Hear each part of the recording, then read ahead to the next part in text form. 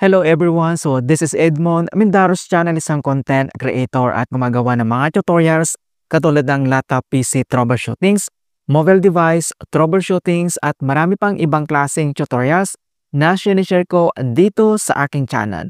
At sa video ito ay pag-uusapan natin at igagay ko kayo on how to link your mobile number on Maribang app.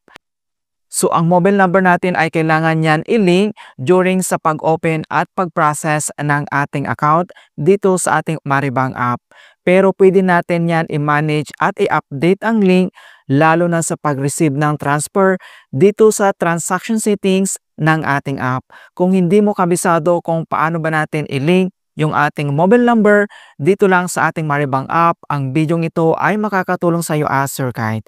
Kaya wag na natin patagalin at start na natin. So ang next step ay kailangan lang natin i-open dito yung ating Maribang app and then i-click mo lang. At makikita mo na dito na na-cover na ni Maribang yung ating mobile screen para sa ating account security. So sa pag-login naman, so may dalawang option yan. So either gagamitin mo dito yung Maribang secure pin mo or gagamitin mo dito yung biometric login kung ito ay activated na. So gamitin natin dito yung ating biometric login. So scan your fingerprint dito lang sa ating mobile screen. I-tap mo lang dito yung fingerprint mo para ma-access or ma-open kaagad natin yung ating account. So, makikita mo na dito na na-open na natin yung ating account ng ating Maribang app. Then, next step, dito lang sa baba ay kailangan mo lang itap dito yung meta profile na makikita dito sa bottom right corner. And then, dito lang sa ating account settings. Then, next step, dito lang sa left corners ay kailangan mo lang iselect dito yung transaction settings. Click mo lang. At dito lang sa ating transaction settings. And then, makikita mo na dito yung mga other option settings like limits, bank e-wallet transfer, Shopee payments and top-up, debit card daily limit, link accounts, other bank accounts, Shopee accounts, and then ito yung receive funds via, and then makikita mo na dito yung link mobile number, and then /email. And then, kailangan mo lang yan i-click. And makikita mo na dito na link mobile number / or email address.